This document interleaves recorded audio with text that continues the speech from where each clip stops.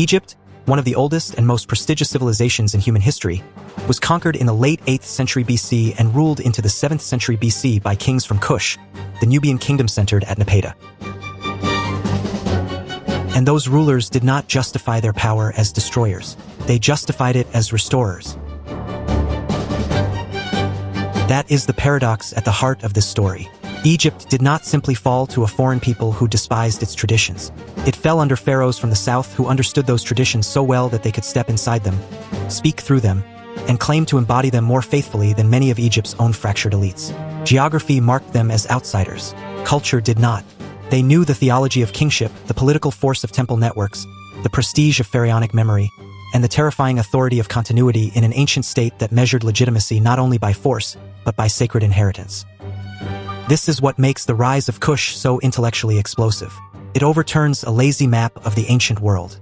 The old assumption places civilization at the center, barbarians at the edge, and conquest as a simple movement of force from one side to another. But Kush does not fit that pattern. Kush was not a blank frontier pressing against a higher world. It was a major Nile power, shaped by centuries of exchange, rivalry, adaptation, and institutional learning. When its rulers looked north, they were not gazing at a mystery. They were looking at a political and sacred system they had studied, absorbed, and prepared to claim. And that raises the deeper questions that make this episode matter far beyond ancient Egypt. How does legitimacy migrate? How does the aura of an old civilization detach itself from its traditional center and settle upon a rival that can present itself as guardian rather than usurper? And why do elite coalitions fail to defend the center even while every faction insists it is acting in the name of order? Those are not relic questions. They are permanent questions in the history of power. Because this story is not merely about invasion.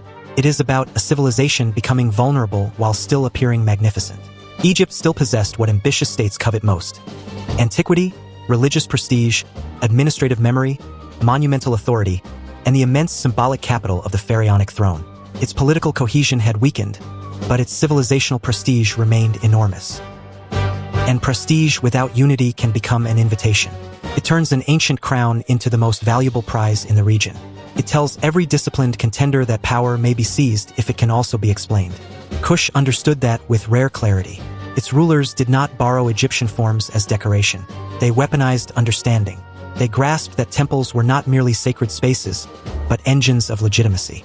They grasped that dynastic language was not ceremony floating above politics, but politics in concentrated form. They grasped that a fragmented Egypt did not need to be erased to be ruled. It needed to be interpreted, assembled, and claimed. In that sense, the conquest of Egypt by Kush was not only a military event. It was a battle over authorship. Who had the right to define what Egypt still was? But even that is only one layer of the drama. Because as Egypt fractured and Kush rose, another power was redrawing the map of the ancient Near East with extraordinary violence. Assyria was expanding westward with a scale of aggression, administrative discipline, and repeated campaigning that made it the most dangerous imperial force of the age. Suddenly, the contest over Egypt was no longer an isolated Nile affair. It was part of a larger strategic transformation linking the Nile Valley, the Levant, and the imperial systems of Western Asia. The question was no longer simply who would rule Egypt. It was who could hold Egypt in a world where regional competition was hardening into empire. So this opening chapter begins with a threefold collision. First, Egypt's internal fragmentation. A civilization still radiant in prestige, but dangerously divided in command. Second, Kush's ascent. A southern kingdom disciplined enough, ambitious enough, and culturally fluent enough to present itself as the rightful heir to pharaonic order. Third, the widening horizon of Assyrian power. An imperial machine that would eventually force this Nile drama into a far harsher arena. This is Professor Adrian Lockwell of Archives of Humanity, and the path forward here is not a battlefield reenactment. It is a guided passage across the grand strategic map. The objective is not to linger over spectacle, but to trace the architecture of power itself. How it weakens, how it travels, how it disguises itself as continuity, and how civilizations can lose control of their own inheritance before they lose the symbols that seem to guarantee permanence. The modern label Black Pharaohs captures attention, but the deeper significance lies elsewhere. These rulers did not merely interrupt Egyptian history. They exposed one of its central laws. A civilization becomes most vulnerable not when it has no prestige left, but when its prestige survives the unity that once defended it. The temples still stand. The titles still command reverence. The memory of greatness still exerts force. Yet beneath that surface, coalitions splinter, loyalties localize, and rival elites compete so fiercely for the center that they hollow it out. So the real mystery is not simply how Kush conquered Egypt. The real mystery is why Egypt had become conquerable by the very power that understood Egypt best. Why had the old center ceased to hold? Why could those who claimed to defend order no longer defend the state that gave order meaning? And how did a kingdom from Nubia learn the political and religious grammar of Egypt so thoroughly that it could present conquest as continuity with startling plausibility? To answer that, the story cannot begin with the triumph. It must begin with the weakness that made triumph possible. Before the first decisive move, before the claimants marched, before Kush reached for the throne, the board itself had already been rearranged. And that is where the deeper explanation begins. What made the Kushite takeover possible was not a sudden miracle from the south. It was the slow rearrangement of the Nile world itself. Egypt had once stood at the center of that world as an imperial organizer, projecting force outward and drawing wealth inward. But a civilization can remain famous long after it stops being fully governable. That was Egypt's condition in the late 8th century BC. Still magnificent in memory, increasingly divided in power. The setting for that fracture was the long era historians call the Third Intermediate Period. The phrase sounds restrained, even technical. The reality was a political order that had lost its old coherence after the new kingdom's imperial height had passed. Egypt did not collapse into oblivion. Its temples still stood at the center of public life. Its scribes still preserved administrative habits formed over centuries. Its rituals still declared that kingship was the guardian of cosmic order. But the central authority capable of commanding the whole system had weakened, and in that weakening, prestige and power began to separate. That distinction is essential. Egypt was culturally continuous even while it was militarily fragmented. The civilization still spoke with an ancient voice, but no single hand reliably directed its armies, cities, priesthoods, and regional elites. The old pharaonic claim to universal rule survived as an idea more effectively than it survived as a fact. And in politics, an idea of rule can be as valuable as rule itself, because ambitious men do not merely seize land. They seize legitimacy. By the late 8th century BC, Egypt was not one command structure but a mosaic of rival centers.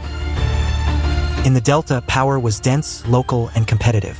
Northern rulers maneuvered through a landscape of fortified cities, shifting alliances, and regional interests. Many of these dynasts were of Libyan descent, the heirs of earlier migrations, military settlement, and gradual integration into Egyptian political life. They were not outsiders in any simple sense. By this period, they belonged to the governing fabric of Egypt. But their rise revealed a broader transformation. Authority had become personal and regional, built through coalitions and negotiated dominance, rather than through an uncontested pharaonic center. Further south, Middle Egypt was controlled by local princes whose calculations were shaped less by grand ideals than by survival. They guarded strongholds, measured threats, and adjusted loyalties according to the balance of force around them. In such a system, a ruler did not need to destroy the whole country to destabilize it. It was enough to alter the chain of submission city by city, ally by ally, temple by temple. Fragmented states do not simply become weak. They become vulnerable to sequence. Whoever can master the sequence can master the state. Then there was Thebes in Upper Egypt, and Thebes was the hinge. It was not merely another city among rivals. It was the great religious center of Ammonius, a seat of sacred authority whose influence reached far beyond its immediate political strength. Thebes shows why Egypt remained such a coveted prize. Even when kings were weak, the institutions of holiness, ceremony, and memory remained formidable. A claimant who could align with Thebes was not simply gaining a provincial ally. He was approaching the heart of Egyptian legitimacy itself. This is how great states often decay. They do not lose everything at once. Wealth remains, but in separate hands. Ritual remains, but detached from command. Administrative memory survives in temples and scribal culture, even when central enforcement fails. What disappears is coordinated sovereignty. The ability to make prestige, military force, taxation, and sacred authority obey a single strategy. Once that unity dissolves, every faction begins to speak in the language of restoration while quietly benefiting from disunion. And still, Egypt remained one of the most valuable political prizes in the ancient world. Its temples carried unmatched antiquity. Its royal ideology still claimed universal order. Its statecraft possessed an administrative memory that newer kingdoms could not easily imitate. To rule Egypt was not just to command fields and cities. It was to inherit one of history's oldest and most respected vocabularies of kingship. The throne had become weaker, but its symbolic capital may have become even more tempting because it could now be claimed by force, persuasion, or ritual alignment. The Nile made all of this more than symbolic. It was the strategic corridor that joined interior Africa to the Mediterranean world. Armies could move along it. Grain could move along it. Messages, tribute, priests, envoys, and royal announcements could move along it. Whoever controlled the river controlled not just transport but political tempo. The Nile determined which power could connect Upper and Lower Egypt, which claimant could sustain a campaign, and which ruler could turn geography into legitimacy. This is why Egypt cannot be understood as an isolated northern civilization with a passive southern edge. The whole river system was a highway of power, and the south was part of that equation, not a distant afterthought. Beyond Egypt, the wider map was growing harsher.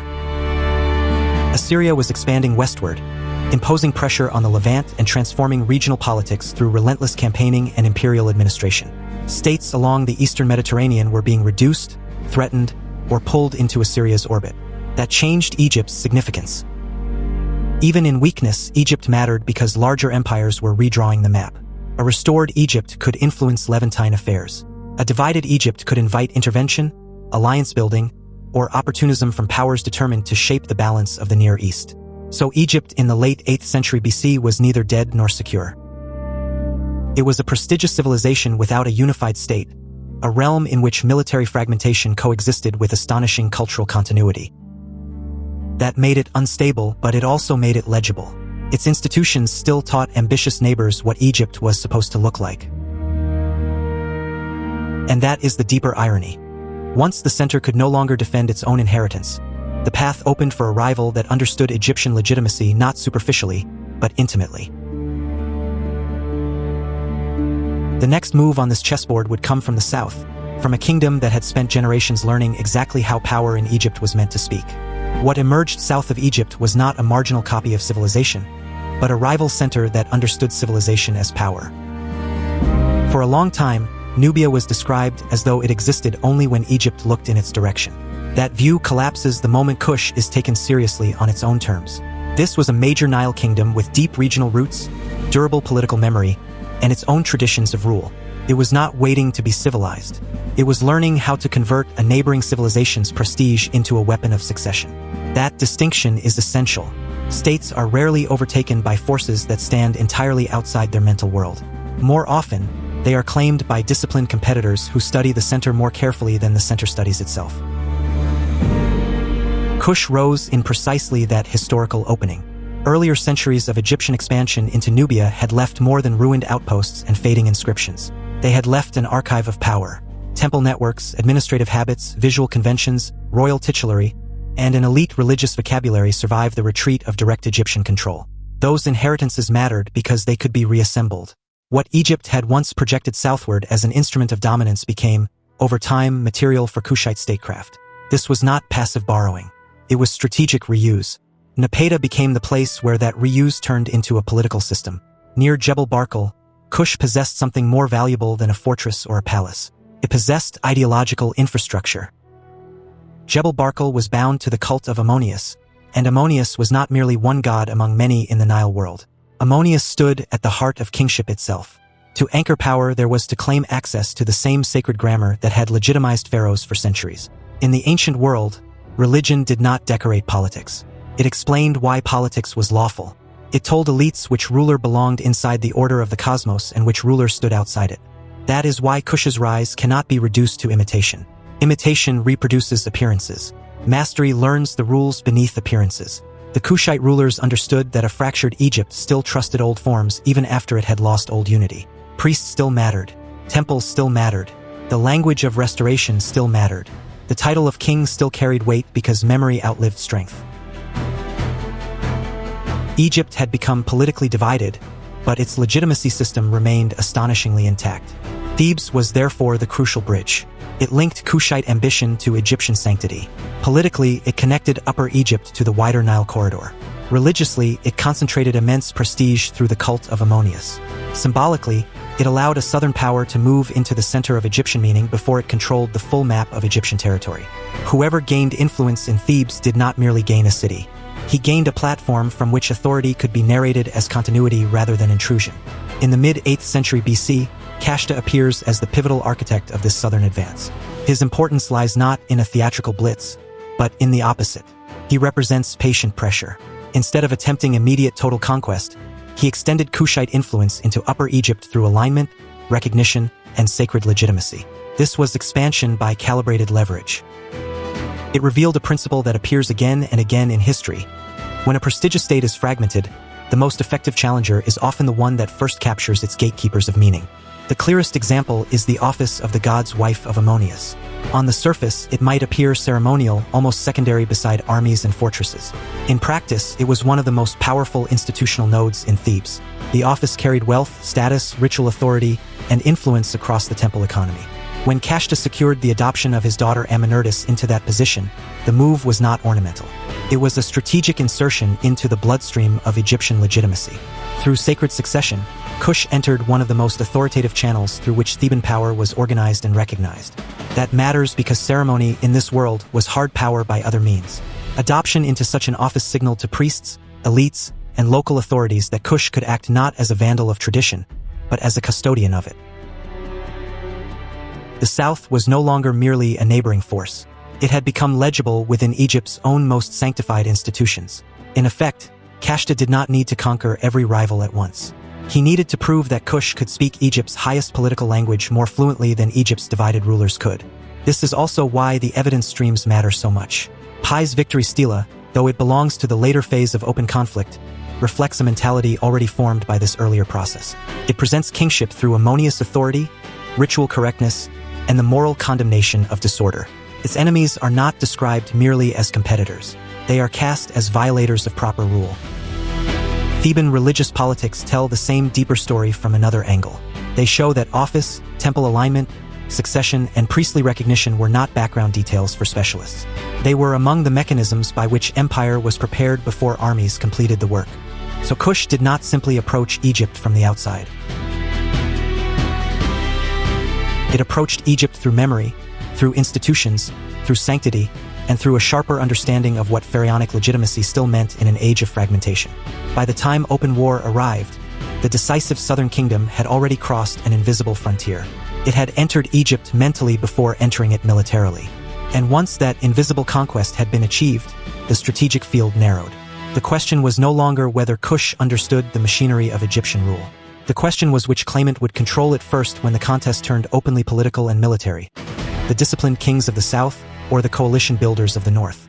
From that southern preparation came the next decisive pressure point. Not a sudden invasion, but a race between rival projects of order. By the late 8th century BC, two men were moving toward the same political center, and each understood that Egypt was more than land, more than tribute, more than a crown. It was a civilization whose symbols still carried power even after its institutions had fractured. The struggle ahead would not simply decide who ruled Egypt. It would decide who possessed the authority to define what Egypt still was. Pi of Kush entered that contest as far more than a frontier warlord. He ruled from a kingdom that had already developed the one advantage collapsing states usually lack: coherence. Kush possessed military capacity, a functioning royal center, sacred legitimacy anchored in the cult of Ammonius, and a political class that had learned how Egyptian kingship worked from the inside. Pi did not need to invent a theory of rule. He already had one. He understood that Egypt could not be mastered by plunder, because Egypt was not merely a prize to be stripped. It was an ancient structure of temple authority, royal ritual, and moral order. Any ruler who hoped to command it had to persuade priests, governors, and local elites that submission was not the destruction of tradition, but its restoration. Facing him in the north was Tefnakt of Sais, one of the most capable coalition builders of the age. Later narratives, shaped heavily by Pi's own commemorative texts, make it tempting to cast Tefnakt as a supporting villain. That reading is too shallow. Tefnakt was formidable precisely because he understood the opportunities hidden inside Egyptian breakdown. In the Delta, where river branches, fortified cities, local dynasts, and regional rivalries made domination notoriously difficult, he was assembling something rare. A coalition with enough weight to turn fragmentation into a new center of power. That is the real strategic tension. Political fragmentation does not always produce paralysis. Sometimes it produces a harder, more improvised form of ambition. Tefnakt gathered rulers who could not rebuild Egypt individually but might, under a skillful organizer, create a credible northern empire. His coalition mattered because it proved a larger truth. Broken systems can still generate dangerous resistance. A divided country is not an empty country. It can still produce a contender powerful enough to absorb its rivals one by one. For Kush, that development was intolerable. If Tefnakt consolidated the north and pushed into Middle Egypt, the consequences would reach far beyond ordinary expansion. The issue was not merely territory or taxation. The real hinge was Thebes. Thebes linked Upper Egypt to the sacred and political influence Kush had been cultivating for years. It was the bridge between Nubian power and Egyptian legitimacy. If Tefnakt dominated Middle Egypt, bent Thebes to his system, and absorbed the religious machinery that sanctified rule, then Kush would lose both its strategic buffer and its claim to lawful succession. The southern kings had spent decades entering Egypt through legitimacy before attempting to command it through force. Tefnakt threatened to close that corridor. That is why war became increasingly difficult to avoid. Not because either side was irrational, not because conquest appeared glorious in the abstract, but because delay favored the rival. If Pi waited, the northern coalition might harden into a durable order. If Tefnakt waited, Kush might turn religious influence into irreversible political obedience. In certain historical moments, conflict erupts not from sudden passion, but from converging calculations. Each side sees that time itself is shifting the balance, and neutrality becomes another name for surrender. The Nile made this confrontation possible. It was not merely a river. It was a strategic highway linking command, transport, supply, communication, and prestige. Armies could move along it. Grain could move along it. Messages, tribute, reinforcements, and royal authority could move along it. A campaign in Egypt did not always require the blanket occupation of every surrounding landscape. It required control in sequence. Secure strongpoints, loyal local submissions, open granaries, navigable movement, and enough coercive reputation to keep the chain intact. That practical reality shaped everything. Fortified cities were not isolated obstacles. They were locks on the river road. Governors were not minor officials.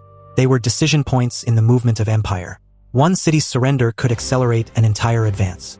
One stubborn stronghold could slow supplies, fracture momentum, and persuade uncertain rulers to resist a little longer.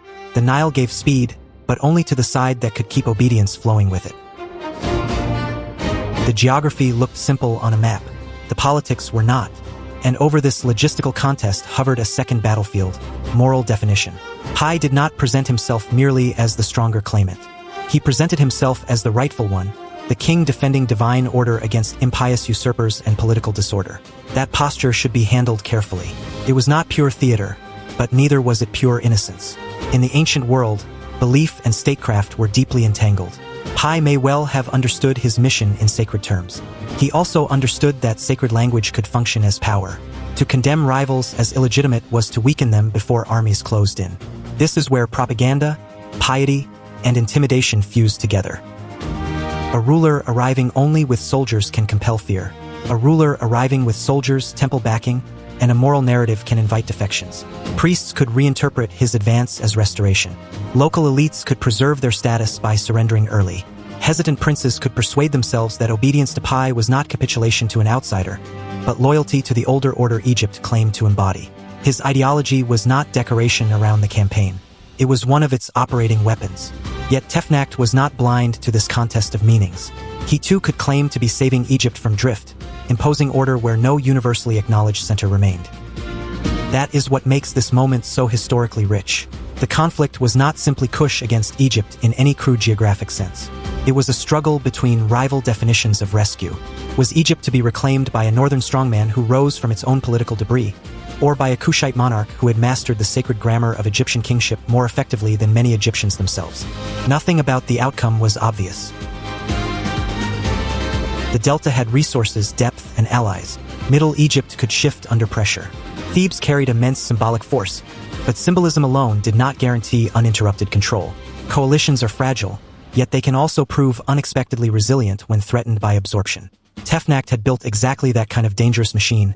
Improvised, regional, not fully unified, but still capable of formidable resistance. So the crisis sharpened along the river.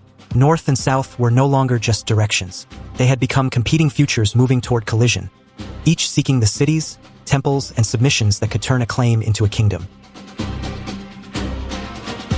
The Nile, which had long carried the memory of pharaohs, was about to become the road on which legitimacy itself would be tested in motion. By the late 8th century BC, commonly placed around 728 BC, the struggle for Egypt stopped being a contest of rival claims and became a contest of operational speed. Tefnak's northern coalition was no longer just another temporary alignment of local strongmen. It was beginning to do something far more dangerous: turn fragmentation into a new center of power. If that process continued, Kush would lose more than influence. It would lose the chance to define Egypt at all. Pi's answer was therefore calculated, not impulsive. He first sent forces north along the Nile corridor, using the river as the great instrument it had always been: a highway for soldiers, grain, messages, and authority. This was not a raid for plunder, and it was not a reckless dash for a crown. It was a campaign designed in stages. The immediate goal was to break the coalition's momentum. The deeper goal was to show every wavering ruler in Egypt that legitimacy was no longer gathering in the delta. It was advancing from the south. That distinction is essential. Egypt at this moment was not a unified kingdom waiting for a single decisive blow. It was a chain of fortified cities, dynastic enclaves, temple authorities, and regional calculations. A conqueror who only won battles could still lose the country. What mattered was whether each node on the Nile could be bent, absorbed, or neutralized. A hostile fortress left behind was not merely an insult. It was a break in communications, a threat to supply, and a public invitation for revolt. So the campaign moved north through Middle Egypt with a harsh but disciplined logic.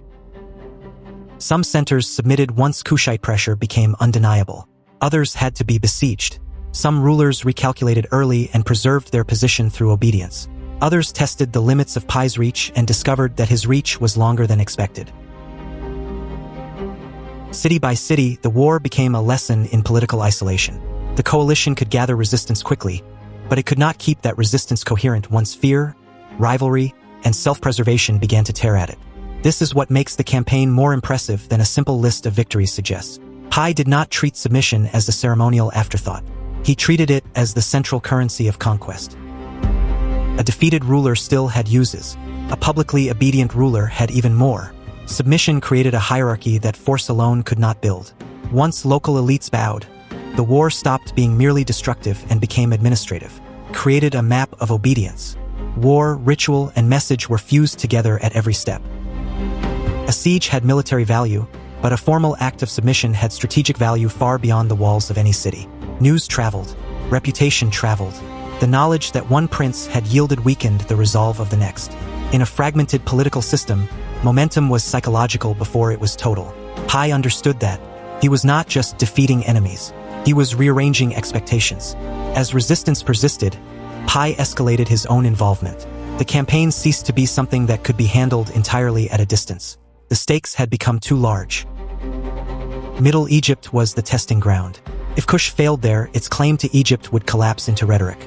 If it succeeded there, the road to the political center would open. Then the campaign reached Memphis, and the entire war changed its meaning.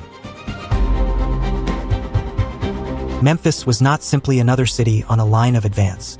It was the political heart of Egypt, the old royal center, the hinge between Upper and Lower Egypt, and one of the few places whose capture could transform victory from regional success into civilizational proof. Intimidating peripheral rulers was one thing. Taking Memphis was something else entirely. It meant that Kush could do more than pressure Egypt. It could seize Egypt's center of gravity. The victory stela of Pi, the principal narrative source for this campaign, treats Memphis accordingly. It does not present the city as an incidental prize that simply collapsed at the end of a winning march. It presents Memphis as a serious fortified objective whose capture confirmed the entire enterprise. Once Memphis fell, the northern coalition could still resist in fragments, but it could no longer plausibly claim to be the future of Egypt. A power that cannot hold Memphis may survive, cannot convincingly define the kingdom, and here the stela becomes as important as the battle. Pi does not describe the war as naked conquest. He frames it as restoration. His enemies are condemned for disorder, impiety, and improper rule. He casts himself as the king who has come to correct a land that has drifted from sacred discipline.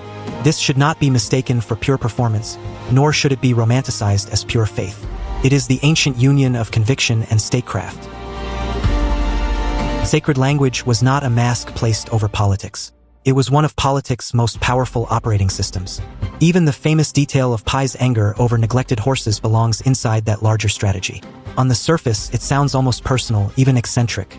But politically, it is precise image-making.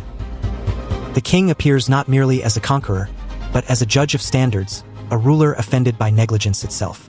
The horses matter because they symbolize order betrayed. In that telling, military victory becomes moral superiority.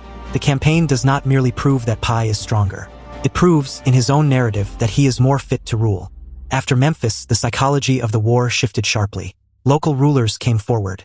Ceremonies of submission multiplied. The coalition unraveled under the weight of demonstrated failure. Tefnakht eventually submitted as well, though submission did not erase political resentment or future danger. Pi had broken the immediate challenge. More than that, he had shown that Kush was not a peripheral intruder striking opportunistically from the south. It was a pharaonic power capable of marching north, taking the crucial cities, and dictating the terms on which Egypt would recognize authority. And yet, the triumph contained its own limit. Pi returned south. That decision is one of the most revealing moments in the entire story. Modern instinct often treats conquest as incomplete unless it is followed by permanent occupation at every level. But Pi's victory was built on a different model. He had compelled recognition, shattered the coalition, and seized the symbolic center. What he had not yet built was a fully secured architecture of long-term control. Local rulers still existed. Their thrones had been subordinated, not erased. Tefnakht had yielded, but he had not ceased to be politically relevant. The war had established supremacy. It had not solved succession, administration, and future enforcement once and for all. That is the tension hiding beneath the grandeur of the campaign. Kush had demonstrated that Egypt could be won through a fusion of force, ritual submission, and ideological mastery. But victory in a fractured kingdom is one thing. Holding that kingdom in a widening imperial age is another. The next stage would ask the harsher question: whether a brilliant conquest could become a durable order when the contest expanded beyond Egypt's divided landscape and into a far more unforgiving world. What emerged from Pi's victory was not a temporary occupation, and not a ceremonial flourish that faded with the next rebellion. It became a dynasty. Under Shabaka, then Shabitku, then Taharka, and finally Tantamani, the Kushite project hardened into full pharaonic rule.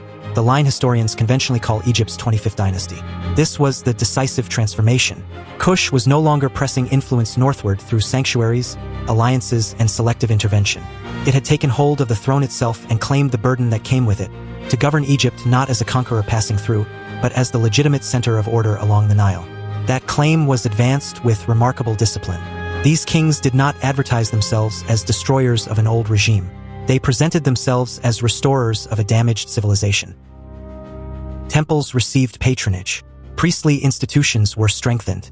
Royal art and titulary reached consciously backward toward older Egyptian models, drawing authority from archaism rather than novelty. That was not a matter of taste. It was statecraft. In Egypt, memory was not decorative. Memory was constitutional. A ruler who could persuade elites, priests, and local power brokers that the deepest traditions had been recovered could bind the country more effectively than a ruler who merely occupied cities. Here, the 25th dynasty revealed its unusual strength. These Kushite rulers were outsiders by geography, yet they often looked more fully pharaonic than many of the fragmented dynasts they had displaced. They understood that Egypt could not be held by force alone. It had to be narrated, sanctified, and made legible to its own past. The old principle of the two lands under one divinely sanctioned king was still one of the most powerful political ideas in the ancient world. The Black Pharaohs did not reject that principle. They mastered it. But mastery inside Egypt created new exposure beyond Egypt. Once the Nile Valley was consolidated, the map widened. The real pressure zone was the Levant, the long corridor where Egyptian prestige, local rebellions, and Assyrian expansion collided. For centuries, rulers of Egypt had treated this region as a buffer, a sphere of influence, and a test of great power standing. The Kushite pharaohs inherited that strategic logic the moment they became pharaohs. To rule Egypt was to inherit Egypt's unfinished argument with Western Asia. And by the late 8th century BC and early 7th century BC, that argument was being reshaped by the most relentless imperial power of the age. Under Sargon II, and then under Sennacherib, Assyria was not simply extending influence in the old manner of regional kingship. It was building a harsher and more systematic imperial machine. Repeated campaigning, large-scale deportation, siege warfare refined into routine policy, and the integration of conquered territories into a durable network of tribute, governors, and fear. Assyria did not merely defeat opponents. It returned, reorganized, extracted, and punished until resistance became structurally expensive. That is why Taharqa stands among the most globally significant African rulers of antiquity. His importance does not rest only on his place in Egyptian chronology or Nubian royal succession. He stood at the hinge of Nile politics, Levantine resistance, and Assyrian imperial strategy. His reign belongs to world history because it occupied the fault line between competing systems of power. Across the Levant, rulers and cities hostile to Assyria looked toward Egypt as ally, sponsor, or symbol. Egyptian support could be inconsistent. At times it was military, at times diplomatic, at times more promise than force. But even symbolic backing mattered. The possibility of Egyptian intervention could stiffen rebellion and complicate Assyrian planning. From the Assyrian perspective, that made Kushite Egypt more than a distant monarchy. It made it a strategic irritant embedded in the wider western frontier. This is where shallow readings fail. The Black Pharaohs were not naive imitators wandering into a conflict beyond their comprehension. Their policy made sense within the traditional logic of Egyptian kingship. A pharaoh who abandoned the Levant entirely would surrender prestige, initiative, and protective depth. The deeper problem was not that Kush misunderstood the office it had won. The deeper problem was that Assyria was changing the scale of the contest. The breaking point came under Esarhaddon. In 671 BC, after previous pressure and renewed preparation, Assyrian forces struck successfully into Egypt and captured Memphis. That was more than the loss of a city. Memphis was the operational hinge of Lower Egypt, the link between Delta politics and the Nile interior, the place where control of Egypt became materially enforceable. Its fall exposed a brutal truth. Legitimacy could unify Egypt. Riverine strategy could secure the Nile corridor. Temple patronage could sanctify rule. But none of that, by itself, could stop an empire built for repeated invasion, recovery after setbacks, and relentless return.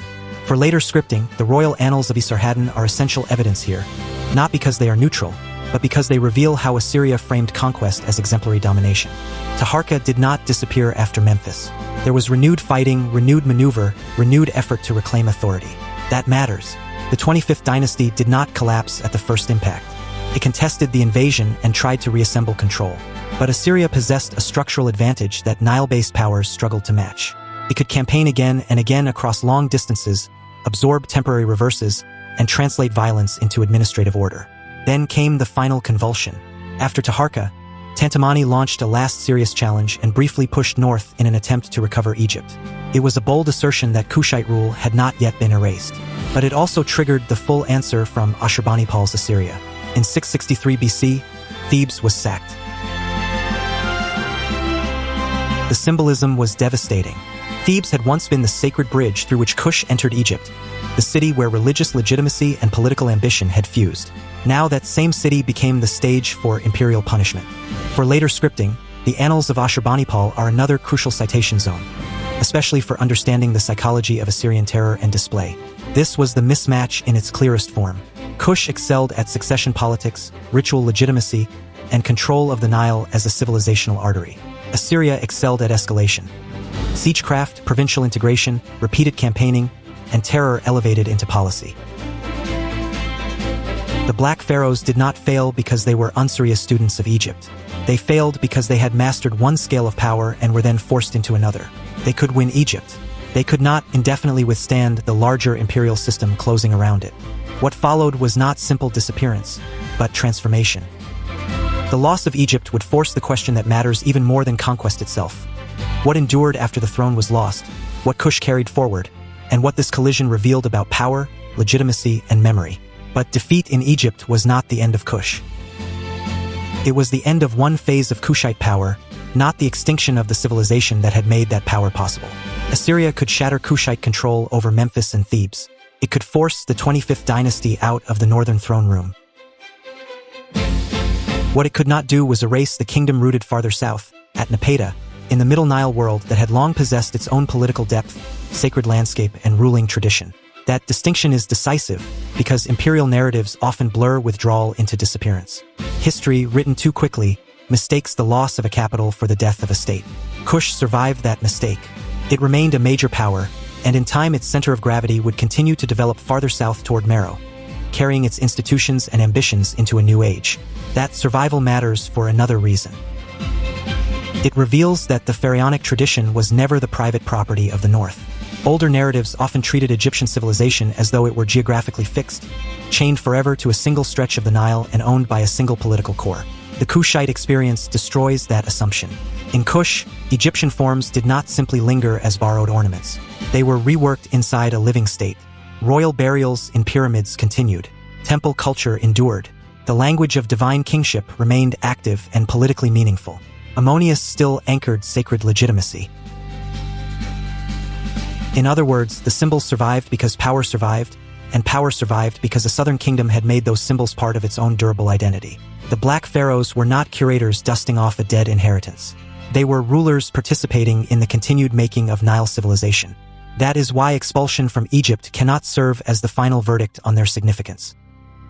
Defeat in one arena does not cancel transformation in another. Kush had already demonstrated something extraordinary and world historical. A kingdom once treated an older Egyptian ideology as subordinate had mastered the full grammar of pharaonic rule so completely that it could seize Egypt, govern it, and present itself not as an intruder, but as a restorer. Even after Assyria broke Kushite rule in the north, that achievement could not be undone. The precedent had been set. Legitimacy had migrated. The throne of Egypt had been captured not by those who rejected Egyptian tradition, but by those who understood its machinery with ruthless precision. There is also a quieter legacy, but perhaps a deeper one. The Kushite rulers were not only conquerors, they were conservators. In a period of fragmentation, when Egypt had been divided among regional houses, unstable coalitions, and competing claims to authority, the 25th dynasty invested heavily in temples, ritual order, and deliberately archaic forms of royal and artistic expression. This was not nostalgia for its own sake. It was statecraft. By reaching backward toward older models of order, the Kushite kings attempted to stabilize a political world that had become dangerously improvised. Their archaism was not backward-looking weakness. It was a bid for continuity in an age of fracture. Later Egyptian memory did not emerge from empty ruins. It inherited a landscape in which Kushite patronage had helped preserve and reinforce sacred institutions during a century when those institutions might otherwise have thinned into local bargaining tools. From that fact emerges the larger lesson about political collapse. Civilizations usually lose command of themselves before they lose command of their frontiers. Egypt was not conquered because an invincible outsider suddenly descended upon a coherent superstate. Egypt became vulnerable because prestige and command had drifted apart. The throne still carried immense symbolic power. The memory of universal kingship remained potent.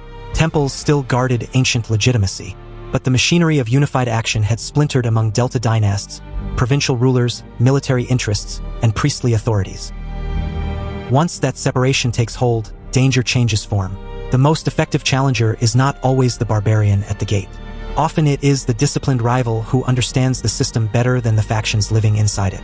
That is the first strategic truth this story leaves behind.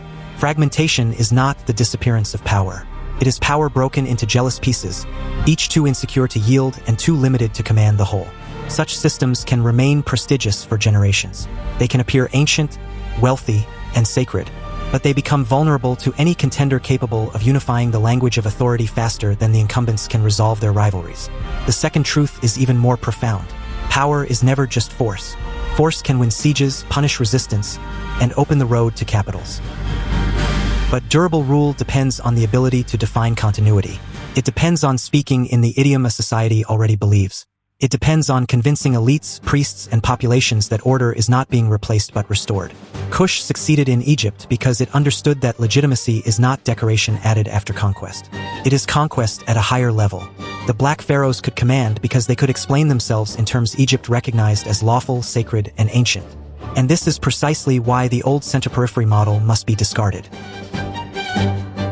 The outdated picture placed Egypt at the civilizational center and Nubia at the passive edge, as though influence could only flow north to south and history could only radiate outward from one privileged core. The evidence says otherwise. Kush was not a peripheral spectator. It was a major Nile power with strategic agency, institutional memory, and ideological ambition. At a crucial turning point in the first millennium BC, it stood at the intersection of Inner Africa, Egypt, the Levant, and the Assyrian imperial system. The so-called periphery conquered the center, then helped preserve the very tradition by which the center had once defined itself. That correction is not cosmetic. It changes the mental map of ancient history. When the Black Pharaohs are minimized, what vanishes is not merely one dynasty. What vanishes is a harder truth about civilization itself. Great traditions are rarely possessed by one people forever. They move. They are claimed, adapted, defended, and sometimes most effectively renewed by those whom older hierarchies dismissed. Kush forces ancient history to be read on a wider scale, one in which Africa is not a shadow at the edge of the story, but one of the places where the story was decided. So the deeper legacy of the 25th dynasty lies far beyond the years it ruled from Egyptian capitals. It lies in the proof that memory can be weaponized, that legitimacy can cross borders, and that an old civilization can be mastered by the power that best understands its symbols at the moment its native elites no longer can. Kush did not merely conquer Egypt. It exposed a principle larger than Egypt itself. In the ancient world, as in every age, prestige, memory, and strategic timing often determine who rules long before the final battle does. What remains, after the victories and defeats have been set in order, is a harder conclusion. Egypt's throne in this age was not secured by the power nearest to it, nor by the faction most loudly claiming inheritance, but by the kingdom that understood most completely how Egyptian rule actually functioned. Kush recognized that pharaonic authority rested on more than armies, more than cities, more than possession of a crown. It rested on sacred memory, ritual language, institutional recognition, and the ability to present command as continuity rather than rupture. That was the decisive insight. The Kushite kings did not prevail because they stood outside the Egyptian world. They prevailed because they had learned how to enter its deepest logic. And yet, the same story contains its own limit. Kush mastered the political and sacred machinery of the Nile world, but it rose at the very moment when the Nile world was no longer the only scale that mattered. Assyria represented something broader, harsher, and structurally different. An imperial system able to absorb setbacks, return with greater force, and convert repeated pressure into lasting domination. In that sense, the arc of the Black Pharaohs is not a contradiction. It is a revelation. Egypt could be won by the state that best understood legitimacy. It could be endangered by a wider imperial order in which legitimacy alone no longer settled the contest. That is why this episode matters far beyond the chronology of dynasties. Great states rarely disappear in a single dramatic collapse. More often, they separate into fragments of function. Prestige survives, ritual survives, wealth survives, memory survives, but coherent command begins to dissolve. Once that happens, a civilization can remain magnificent in appearance while becoming vulnerable in structure. The center still looks like the center, yet it no longer controls the terms of succession, loyalty, or force. And in that opening, the disciplined contender with the clearest claim to order gains an advantage that raw geography cannot explain. Egypt's fragmentation made that opening possible. The Black Pharaohs did not expose a weak civilization in the simple sense. They exposed a divided one. That distinction matters. A fractured elite world can preserve splendor long after it has lost strategic unity. It can still speak in the old language of authority while failing to coordinate the real instruments of power. In such moments, history often turns not toward the loudest claimant, but toward the actor most capable of uniting force with meaning. Kush did precisely that. It joined ambition to legitimacy, military movement to sacred vocabulary, conquest to restoration. That combination gave it the throne. The modern resonance is therefore unmistakable. Fragmentation invites disciplined challengers. Legitimacy migrates.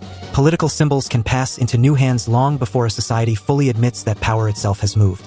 Maps, for all their authority, often conceal this process rather than clarify it. They freeze borders and names, then quietly hide the deeper question of who actually commands belief, institutions, and continuity. The Black Pharaohs force a correction to that habit of thought. They show that what later narratives call the margin may, in a decisive age, become the most serious guardian of the center's tradition and the most effective claimant to its future. There is also a deeper lesson here about human beings and the stories they tell about rule. Political communities rarely surrender their myths of permanence easily. Elites cling to titles after coordination has failed. Rivals describe ambition as restoration and often believe the language even while using it as a weapon.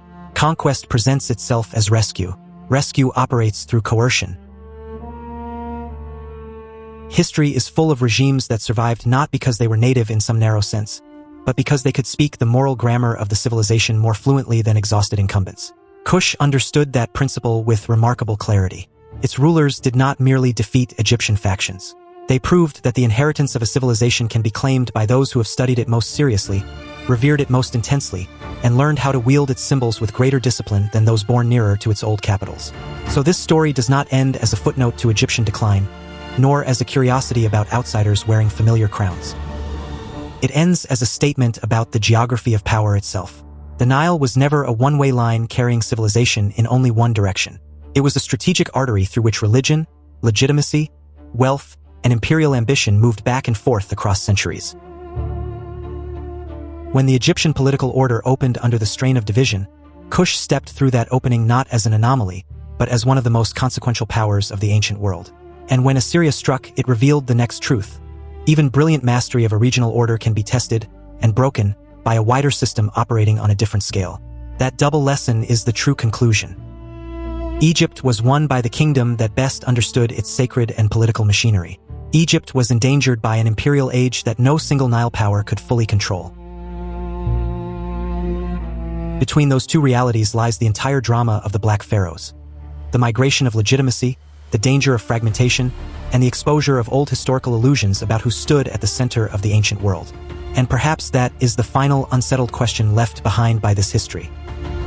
When a civilization can be ruled most convincingly by those once treated as its margins, where was its true center all along?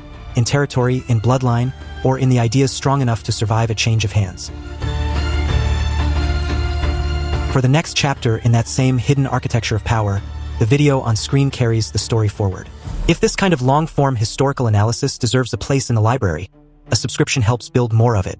And the comments remain open to one simple question. What decided Egypt's fate most, fragmentation or legitimacy?